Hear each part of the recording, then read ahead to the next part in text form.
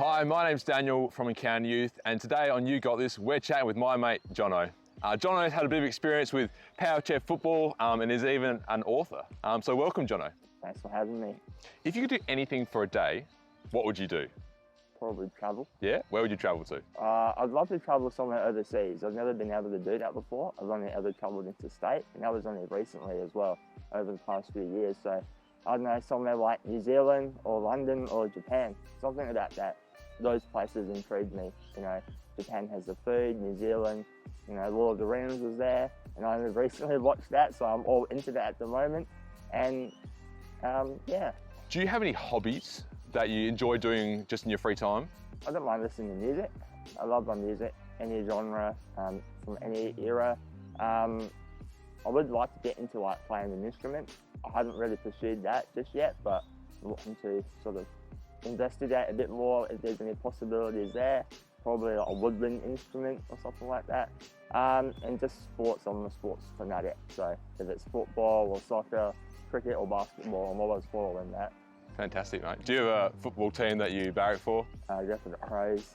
We've had a pretty terrible year, so it's not fashionable being a Crows supporter, but I'll stick with them through thick and thin. What's a fun fact that most people wouldn't know about yourself? That's a tough one. I mean, most people would know stuff about me, like I have a fear of birds. So I guess they're always making fun of me about that. I'm bilingual, so I have a Vietnamese background. I can't really read it and write it out well, but I speak it at home all the time. So yeah, that's pretty invaluable skills to have, being bilingual. No, that's cool. Yeah. That's great, mate. No, and so you said so Vietnamese is was that your first language you learned before English, or were you straight English and then you learned Vietnamese? I'm pretty much learnt Vietnamese first, just talking to mum and my brothers, and then went to school, and that's when I learnt English a bit more. What school did you go to, and what year did you complete year 12? So I went to Roman Mitchell Secondary at College from year 10 onwards. Before that, I was at Ross Smith Secondary. And so the highest level of high school I completed was year 11. I dropped out halfway through year 12. Great, and what year was that in? 2012 was my last year of high school. Did you have any career plans and goals after you finished high school? Did you have anything that you were looking forward to going on to? Not really. I was rather lost. Once I dropped out, I guess, of high school, I wasn't too sure what the possibilities were out there for me as a disabled man. Yeah, it was a bit aimless for a while. I think I had a gap year or two, and then after that, I just did some volunteer work with a disability organisation. And so with your experience with high school, can you tell us about your experiences? I was a part of a program that helped disabled students sort of integrate into mainstream schools. So we were always tight-knit in that aspect. Do you have any like good memories or best memories about those friends or things you got up to? So we used to always play PowerChair Sports during our lunch break, so that was pretty fun. Always cracking jokes, you know, taking the piss out of each other, banter, as most teenage kids would do. So yeah, it's just mainly those stuff. I really appreciated the social sort of time I had with my group of friends. Can you tell us a bit more about your experiences with PowerChair Sports and your time with playing the football and for state teams and stuff like that? Yeah, so I started playing PowerChair Sports in year 8 at the insistence of my friends. They told me about it during primary school, but I was a bit hesitant and wasn't sure what it entailed. So once I joined in year 8, played a few sports and I loved it, and then played that for a good 10 odd years, and then that's when I actually took the leap of faith and tried out for the state team. And then PowerChair football, I've recently gotten into that a lot more. I finally have a sports chair that allows me to play to the best of my abilities and sort of, build towards, greater sort of representation. What position, do you have positions on the PowerChair football, or is it just a... So with PowerChair football, I've mainly played as a keeper, just due to the fact I didn't have a sports chair at the time, so I played in my normal day chair. Not the safest, but it gets me by. So yeah, I played mainly defence. I love playing defence anyway, because I just love being able to help out my teammates with telling them to be in the right position and sort of, it feels good blocking goals. So yeah.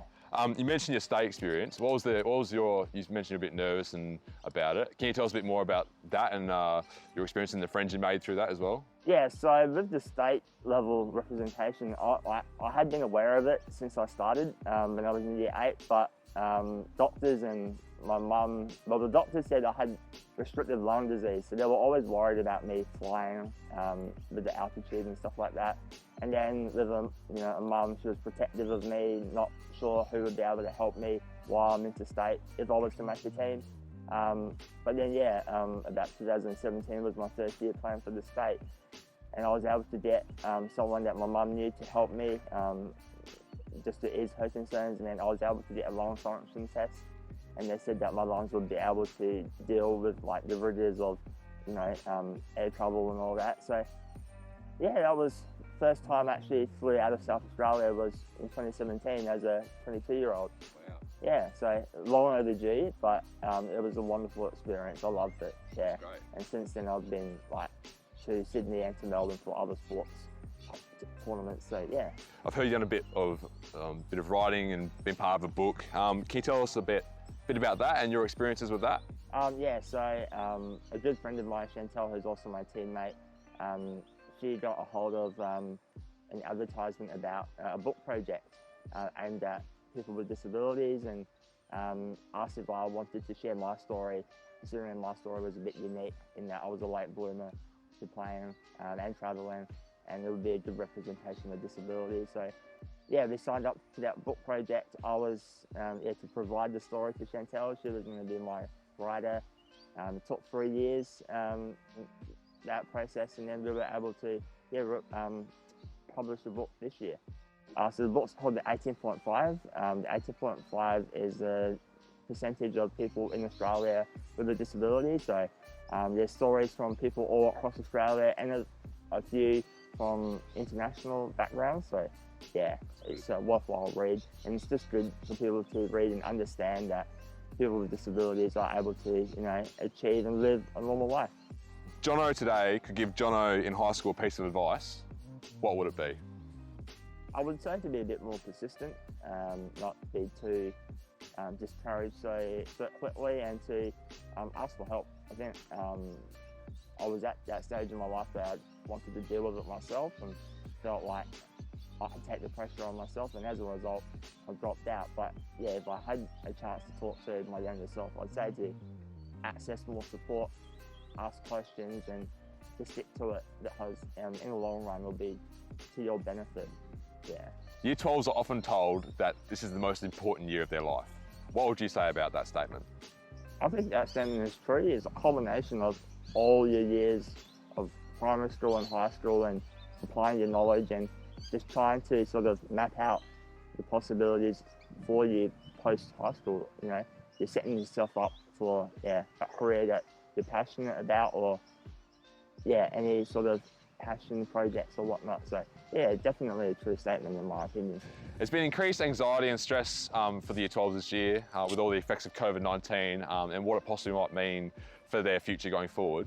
Do you have any encouragement for the Year 12s as they're finishing off their year? I think just trust in the work that you've done.